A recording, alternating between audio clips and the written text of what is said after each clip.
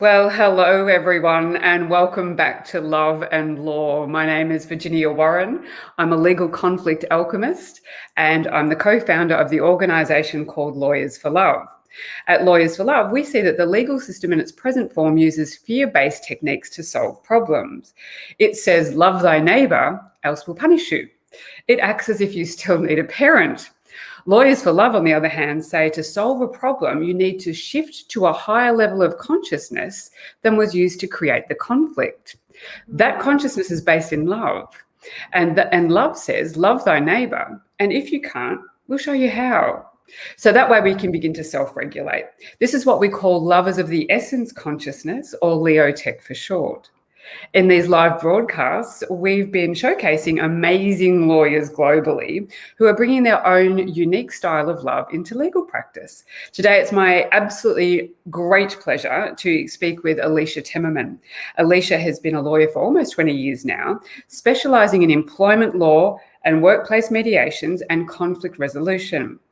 Alicia is also the founder of the Global Soul Centre and the author of Pure Energy. And I have that book right here, if I can get on the screen.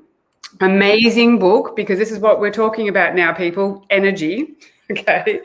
The Busy Woman's Energy Guide to Thrive. And really it has some great tips and techniques in it.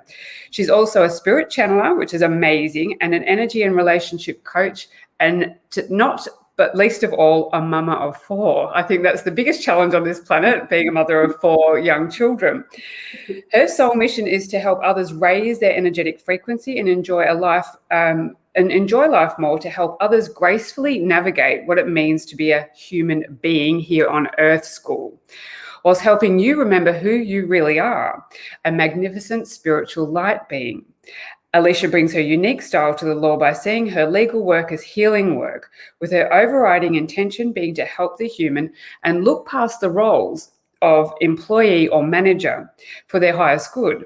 Alicia brings compassion and kindness to her role to really see and hear the humans involved in the workplace conflict, to listen deeply to what's really going on. And I think this is amazing. Alicia's legal work and Global Soul Centre work has recently intersected, and she's had the privilege of delivering workplace training to organisations on cultivating a culture of kindness.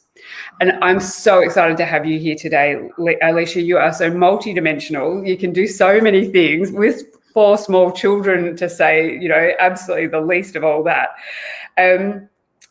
I align so much with what you do. I say it's all energy, and this is the way we need to work from this point forward, seeing it from that point of view.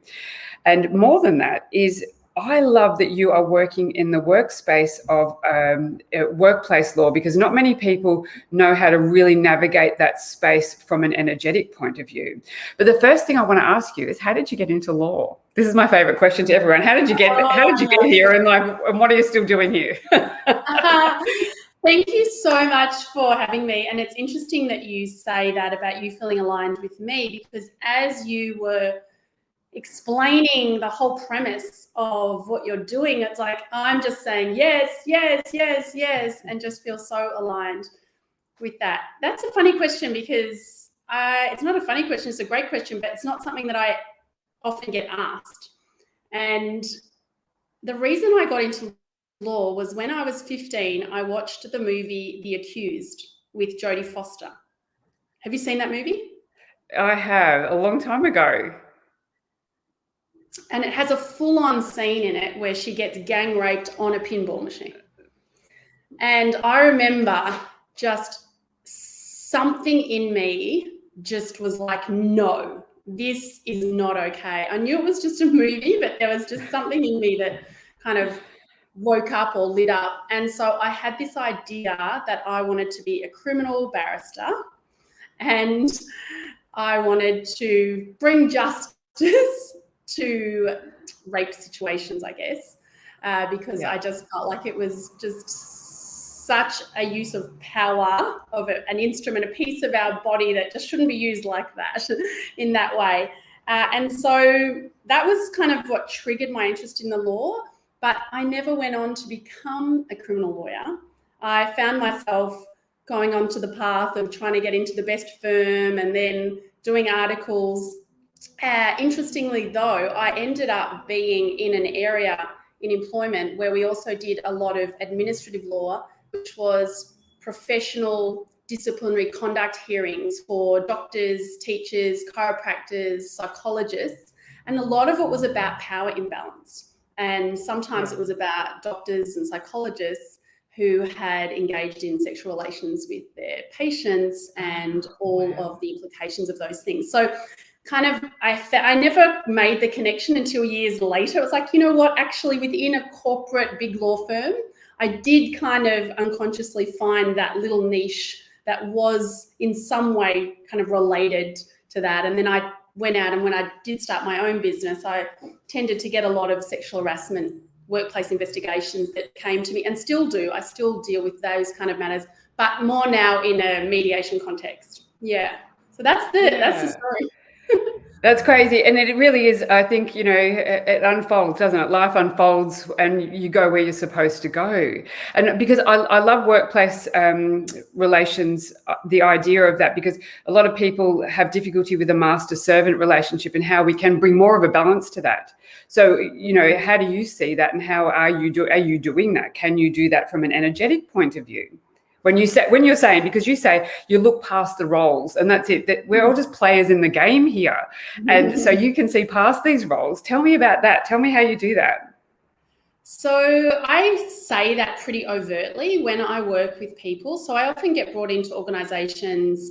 I call myself a little bit of a glorified cleaner, where I come in for the sticky stuff. Like, I love the sticky mess, and to do my best to be able to help the humans to navigate through, because at the time, some of these matters feel so massive and so all-consuming for people, because our work is such a big part of our life. And when things get messy, and specifically I come in for relationship dispute. So when workers, colleagues, managers, one of their direct reports, for example, when they get glitchy, so I come in. But when I have my individual sessions with them, that's pretty much what I start the session with, is that I just want to work with you as the human. I'm not really that interested in, I know there's the dynamic and that I need to be conscious of that.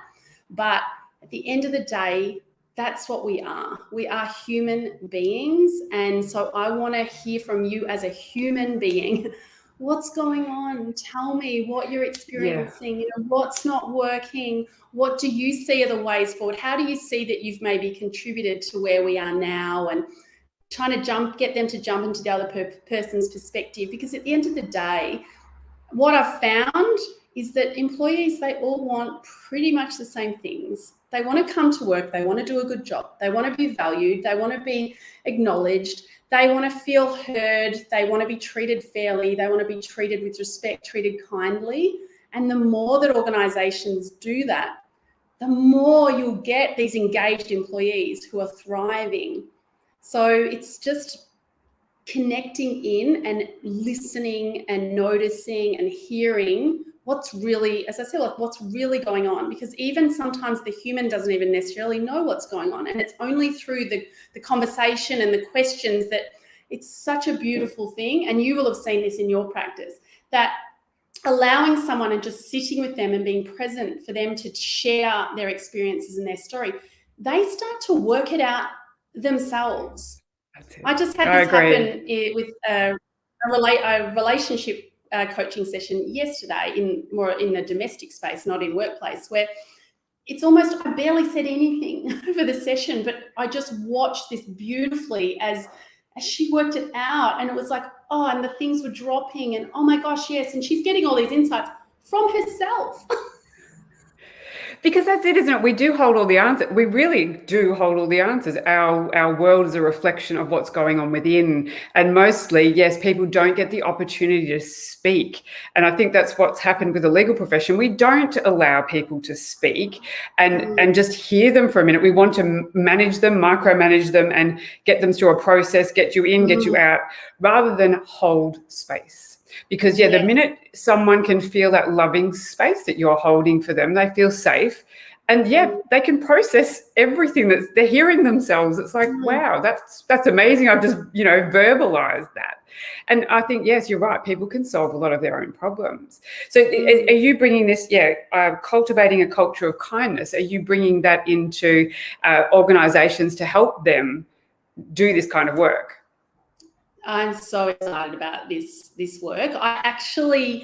It was about 10 years ago, I was on the train and I was making my way into work. I think I had just had one little baby and I was going back into, at that point, I was working at Minter Ellison. And I remember this idea, it just like hit me when I was on the train, of doing workplace training differently. I had this whole vision of creating this training that was all around being a good human, just being a good, kind human, and getting rid of the legislation and not focusing on any of the law, and this concept that, and I kind of saw this slide that was like, okay, we can do this training like this and all the legislation, we can go through all the definitions of everything, or how about we just focus on being a good human and treating people kindly and compassionately, and then you kind of don't have to worry about all the nitty-gritty of the boring law, because you're not going to get yourself within the scope where you're going to get yourself in trouble, kind of thing.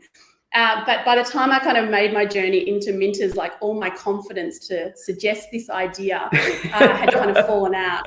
I was like, I was a baby senior associate lawyer at that point, and just I didn't have the confidence to say, hey, this was 10 years ago or something like that. Maybe more. No, it was like about 13 years ago, because my first is 14 now. So yeah, and I just didn't have the confidence to raise that. So it's particularly exciting because I feel like it's been a long time in the making, this concept. So a long answer to your question is that this is around really, I guess, putting the business case forward for organizations to see the business imperative around treating your humans well.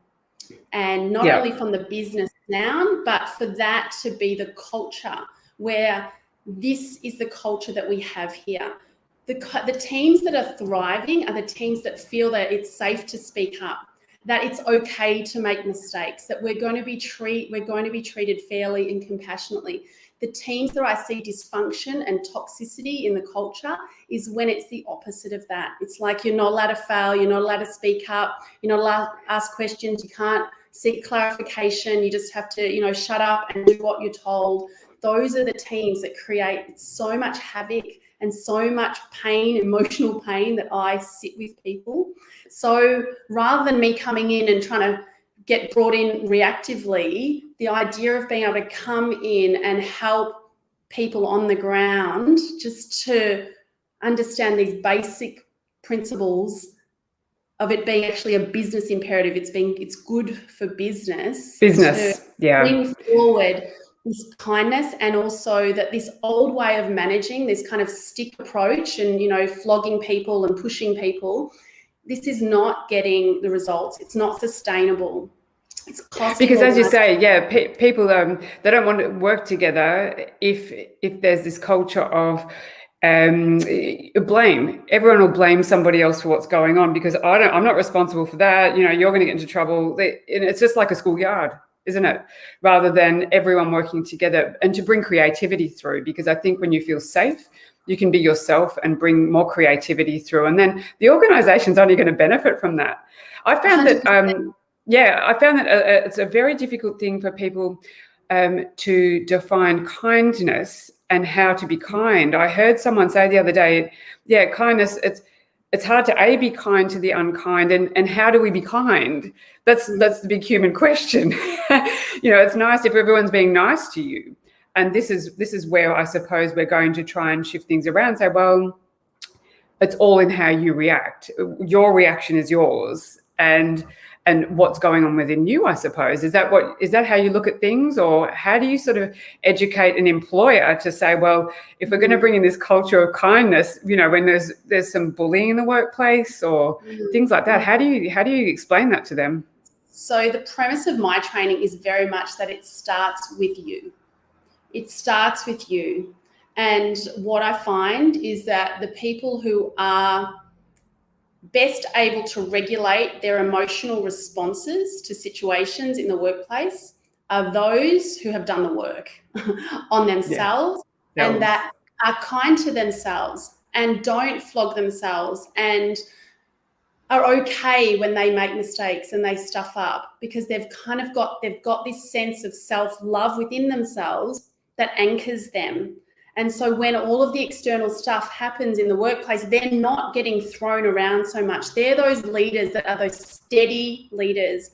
It's when we've got leaders that are unpredictable, are inconsistent, and they're not able to just have that steady approach. That's when it creates kind of frenzy around them. So the kindness starts with us. And once we have that deep love and worthiness piece for ourselves, we are less likely to get triggered and to take things personally, to make assumptions, to compare ourselves, to do all of the stuff that gets us into the nitty-gritty and gets us into the mess. But also I talk about how kindness is not softness. It's not being a soft leader, because I think there's been an interpretation at times that, oh my God, he's such a soft leader or she's such a soft leader, and then there's not the respect. So kindness for me is very much of the Brené Brown route, the Jeff Weiner, or Weiner, I never know how to say his surname, from LinkedIn, who in terms of compassionate leadership, clear is kind, being transparent, making sure that people know what's expected of them. They've got the roadmap to be able to actually perform. Keeping someone in a job when they are struggling without giving them the assistance, that is not kind. It's for the highest good of all. Yeah, you said this before. Yeah, that's it. You've said it before. You said it here too, for the highest good of all. And that is a good leader that can make decisions for the highest good of all. May not be a popular decision, but often that is compassionate. And when you've just said too about the leaders can take themselves out of the situation, they hold a high frequency. And this is where the energy comes in. Those people that are able to hold the frequency of love or a self-love can hold a higher frequency. You don't get drawn in then to the fray of drama, because you see it and it doesn't resonate with you. As soon as something like that resonates with you, you get sucked into the vortex of negativity and you're in. And so totally. There's not much coming out of that. Yeah, and negativity is contagious. And I speak a lot about this in my training in terms of the science of this. Like, negativity is literally just permeates through a workplace. So does positivity, and just starting with tiny things where it becomes part of the culture to smile at each other. I talk so much about smiling. This is universal. It breaks through any nationality, any race, any religion, hierarchy, all that stuff. It just dissolves straight away. You look in the eyes of another human being and you smile. And it's just, you can't not smile back. So absolutely. Yeah, I absolutely. Well, that's amazing. That's really beautiful advice for people, because I often have people ask those questions about the master-servant relationship and the power imbalance, and how do we shift that? So there's some really good tips. I really love all that too. You're also founder of the Global Soul Center, and I know we've been talking about this for some time. I've been hearing your journey, and you've got this the Thrive group as well. You're doing some amazing work outside the law, but frankly, I don't think it is outside the law, because when we're looking at life from a different point of view, that it's all energy, that encompasses the law as well. So tell me about the Global Soul Center and where that's at and what you're doing and how you're sort of going to bring all this together. Oh, thank you so much. It's always exciting when you get to talk about things that you are like crazy excited about. So in 2009, I had a massage and I just saw the whole vision. It just like appeared, this healing space, a center that is going to be a place for people to come, a high energy frequency place for people to come and to just feed their soul. So having lots of different offerings from different practitioners, holistic wellness practitioners, kind of body, mind, and soul, to create a community space. Because I think in our modern world, we have really lost community in so many ways. We don't have the spaces that maybe were established previously in previous decades, and so many people are feeling isolated and lost. Australia is like the second highest medicated country for anxiety. Wow. And so many people are lonely, and I just want to wrap them all up and love everyone and let everyone know it's going to be okay. It's going to be okay. We're going to get through this. So that's my big vision. I've got a little version of it in here. I've got a little room that I run some classes from and do some energy healing work from at the moment. But my vision that I'm working towards is a bigger space. Yeah, well, lawyers are multidimensional creatures where I think what we've tended to do is segment ourselves. Oh, this is my law side and this is my other side. Well, what is that about? I don't understand that. We are a whole human. Bring all of you to what you like to do, and then you will feel better doing it, because you're not then really, I think nowadays, or in this new earth that's really coming in, because we see out there is that the normal is a new normal. And I think with the isolations, we're starting to understand that, yeah, we want human connection more than ever. And I think some of us, when we sat by ourselves for a while, thought, what am I doing? Where's my authentic self? And for you, even talking about this and more that we're going to talk about in a moment, is bringing that authentic you to your legal practice. And I have many lawyers on these shows, Reiki and beautiful things that they're bringing them their whole self and that beautiful energy to legal practice, which is what we need. So I absolutely love that you're doing that, because you've got your book, as we talked about, Pure Energy. And what was the inspiration for that book? As you've just been talking, so much has come up for me, because that has been such a journey for me to bring my whole self. And certainly for many years, I had the separate identities, and I had my legal identity where I was doing my work, and then I was slowly stepping out more and more out of the spiritual closet. And it's really only been very recently that I'm starting to kind of be more open around those things.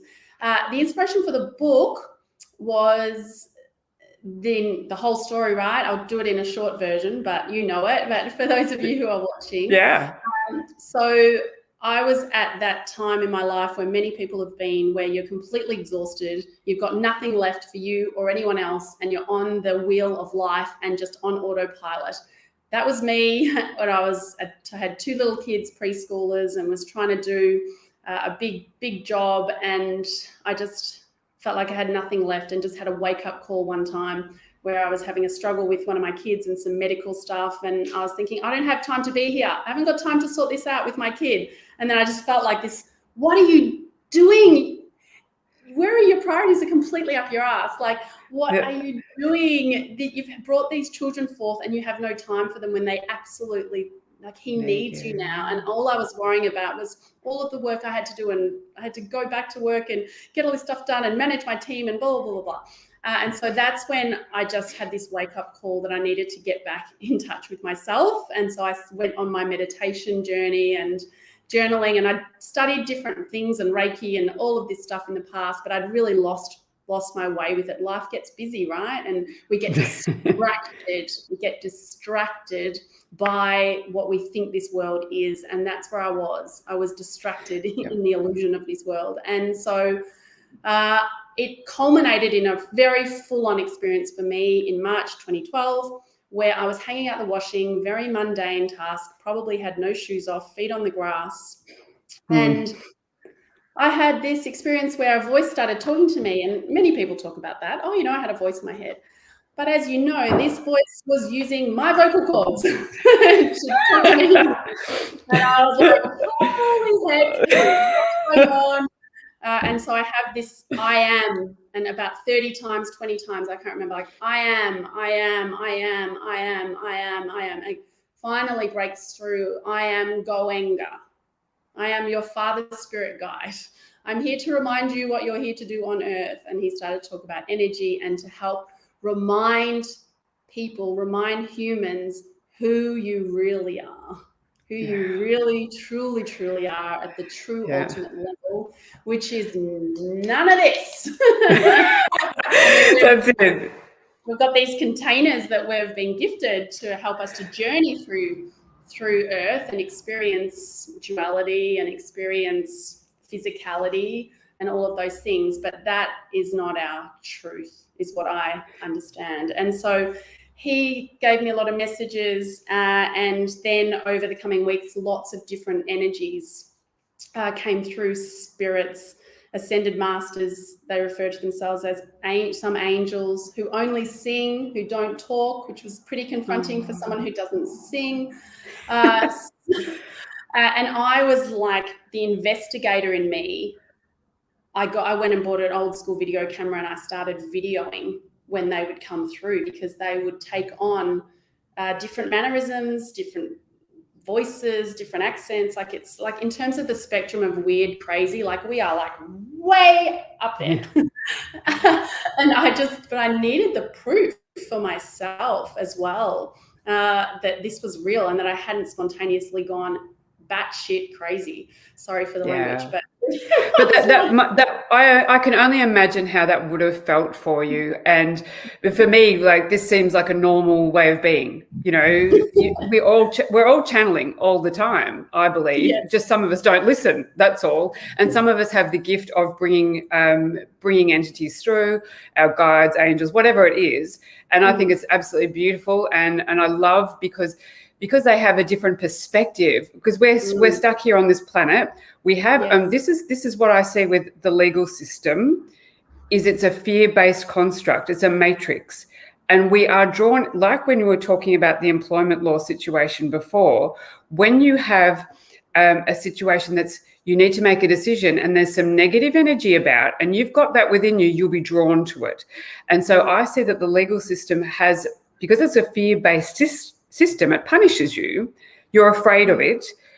You say, for instance, you'll be on your yoga mat, everything, you know, peace, you know, or even church, peace be with you, and you're all happy, and you walk out the door and bam, someone cuts you off in traffic. You want to kill them, you know, because you're drawn into that energy outside of you, and you don't have immediate access to that calm love within you. And this is what I see. We are here on this planet, but you're beautiful guides. And if you can channel this information from another perspective and they can share that with us, that's crazy good stuff to look, you know, be the observer of what the humans are doing. And I think it's a playground. I think it's really funny, frankly, but other people take it very seriously. So sometimes I have to calm myself down. They're very playful. The energies that come through are very, very playful. And a lot of the key messages are, you are all taking yourself way too seriously. Like, it's fun. Have fun. A message recently that came through was, my guide said, not to be cute, but the overwhelming energy we get from your planet is overwhelm.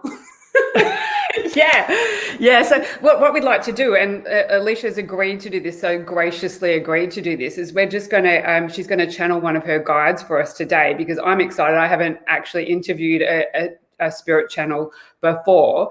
So if you're wanting to still do that today, Alicia, I'd be really grateful, and just show our audience, because this is important for lawyers here that watch this show. They're seeing how it is, we've got permission to be ourselves, to be our authentic selves, and still work as lawyers in this space. And it really has been healing for a lot of lawyers to watch these broadcasts. So I've been really gifted with that ability to deliver these things. So I'm so grateful for you coming on today. Are you able to do that for us now?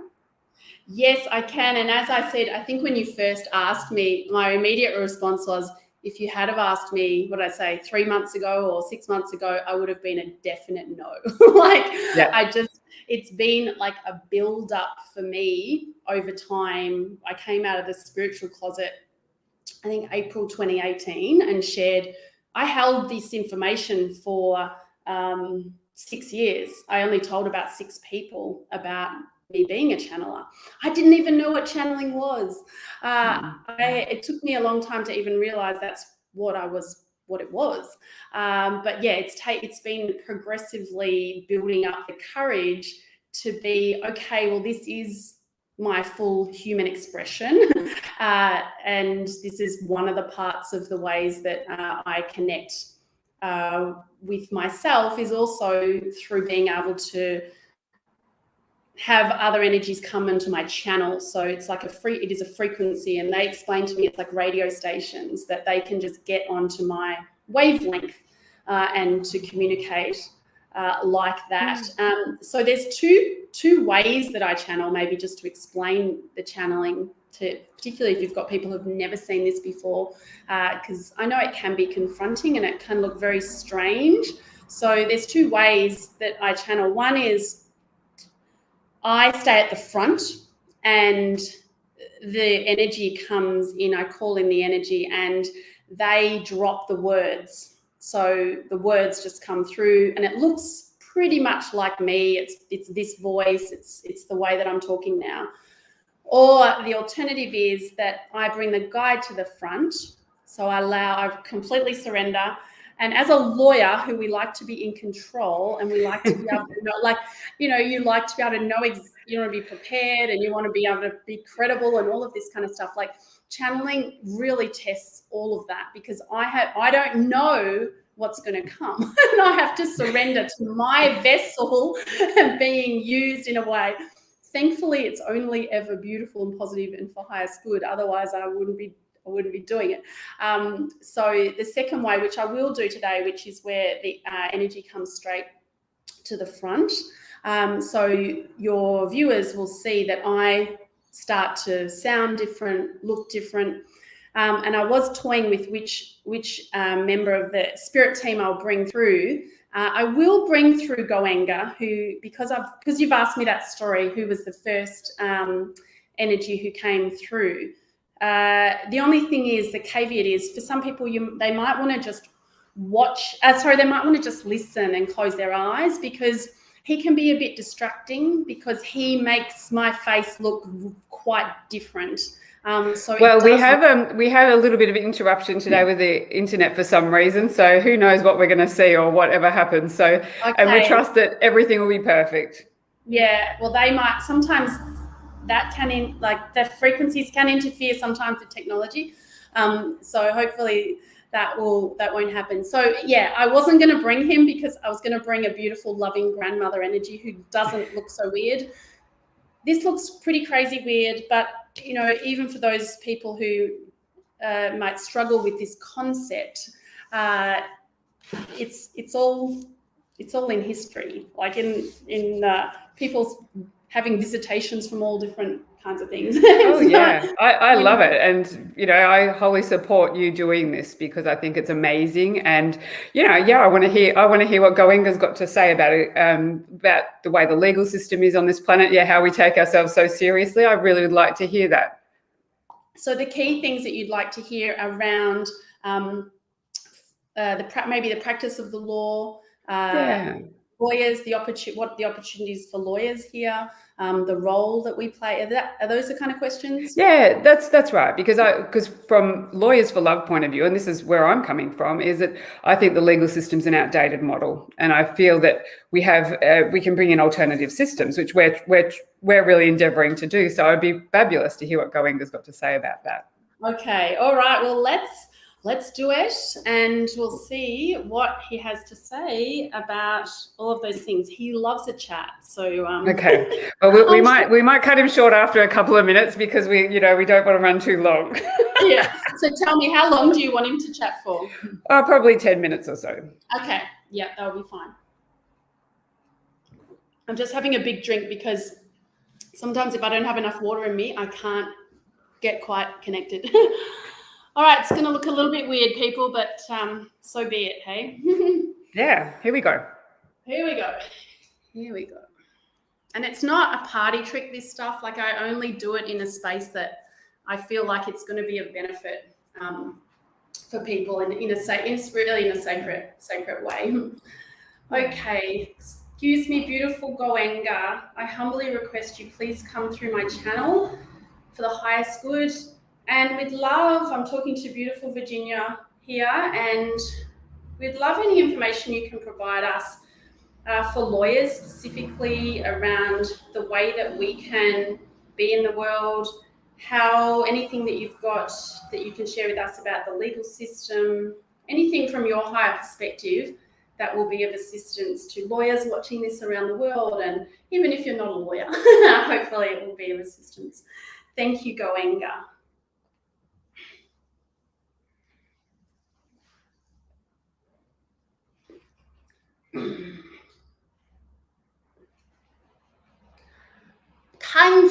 Thank you, Alicia. Thank you for the opportunity. Hello, Virginia. Thank you. We are very, very happy to have a conversation around this topic. So it is an interesting one, particularly on your planet, because there is so much of a hierarchy, and so many lawyers. Oh, yes. Lawyers can Yeah, lawyers. oh, the journey of a lawyer is quite one in terms of the spiritual development, shall I say, because it is quite a fertile ground. It is a fertile ground for the exploration of oneself. It is a fertile ground because of the embedded structures of hierarchy that exist within your system and your planet. And so it is quite a dance that lawyers have with the ego aspect of themselves, is it not? Because, yes, it is, because it is all, well, in the service that a lawyer is providing. It's okay, well, you are paying me as the one that knows more and that knows best. And so it shall be that I must bring myself in such a way, and I shall present myself to the world as so very important. So very, very important. Oh, yes, because that is part of the role that can be played and has been played by many a human who has journeyed through the experience of being the lawyer, the attorney, the all such languaging that is used on your planet.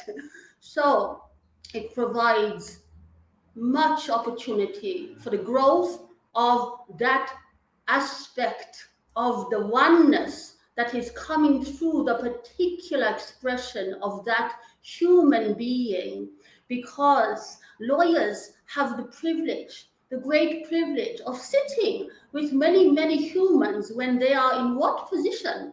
Usually at their most vulnerable, and usually and often when they have potentially conducted themselves in a way that is not regarded very well by your humanity and your society. And so it is, we have the opportunity as the lawyer, do I see that other person as separate from me? Oh, look what they have done. Oh, I would never have acted like that. Oh, look at the trouble they have got themselves into. And all such things and thinkings that takes place for the lawyers when they are sitting with their clients. However, when those humans who are journeying through the experience of being lawyers are able to dissolve the separation, and to truly realize, oh, goodness me, this other person, this experience that they are having is actually part of my entire experience also, because I am but one tiny aspect of the full tapestry that is currently existing. And oh my goodness, who I'm looking at them, and all the such things they have done. But oh my goodness, that is me and I am them.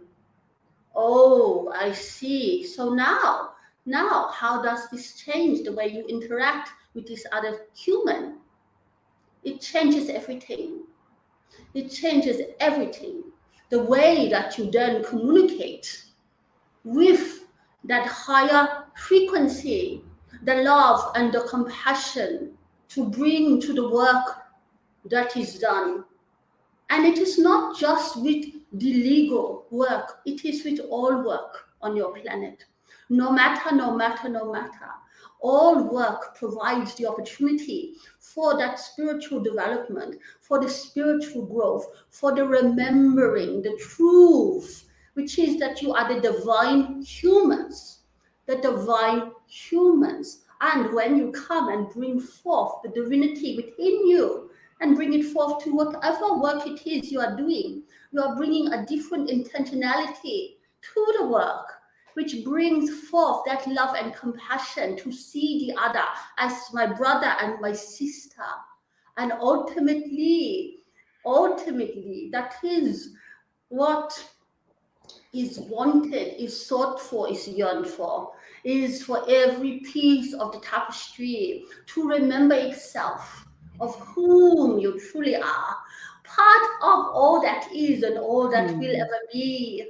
And that when we have the remembering, the waking up, so to speak, that is when your questions about your legal system, the changes required for the legal system, this is when the individualized waking up gets to such a point that no longer can our humanity, we are no longer compatible with the current system. The current system will not be compatible when each and every, over time, when each human realizes their true form.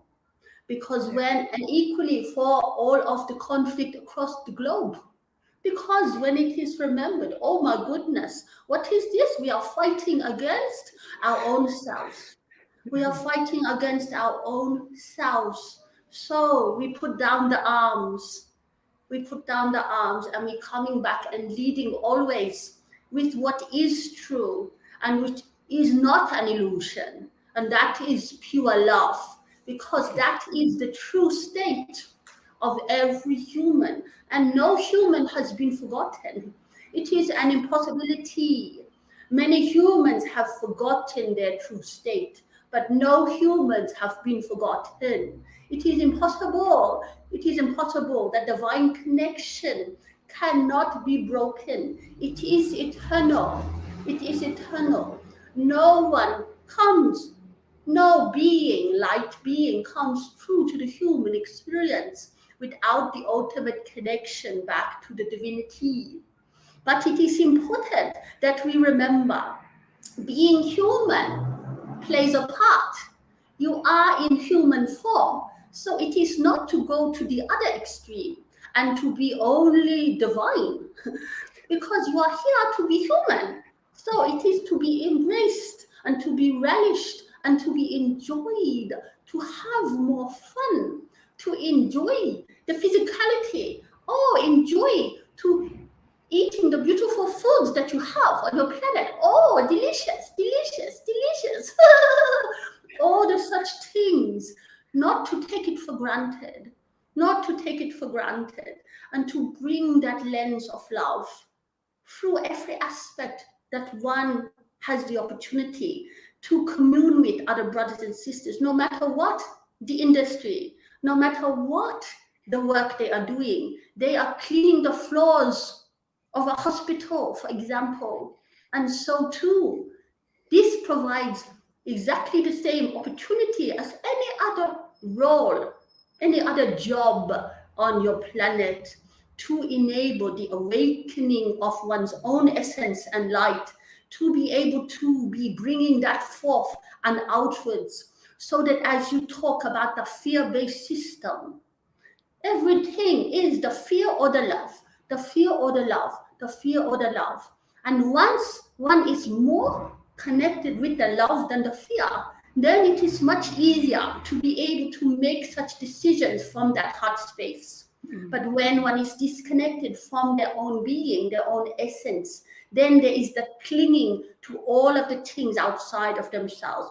And thus, processes can feel safe. We stick in the box of the processes, and so it feels safe. But often it is not the way to go through a situation, bearing in mind what is required for the human element, for the caring and nurturing and tending to the humans involved, the clients that you have the privilege to work with. It is not necessarily your job to tend to them and fix and provide everything. But if you are able to provide the guiding light, to start to connect them with their light, for allowing them to remember that they already have everything that they need to tend to themselves, then this is the way. This is the way. This is the way. Do you have any other question? Do you have another question for me? No, thank you, Goenga. We're running out of time. So that is absolutely beautiful. Thank you. I really appreciate you coming through and speaking to our audience today and to me. So thank you so much. And we'll have Alicia back now, if we don't mind. Oh, thank you very much. I'm very, very grateful. I'm very, very conscious of how strange it does appear for me to be talking to Alicia, and thus it is why it has taken her so long to communicate and to bring forth the messages.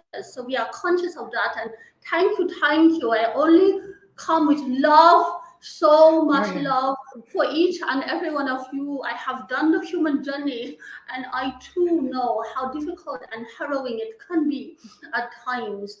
So thank you, thank you. Thank you, Alicia. Thank you, Alicia, for providing me with a vessel to be able to communicate with the human beings at this time in your linear time on your planet frequency. Thank you, thank you. Disconnecting now. Thank you.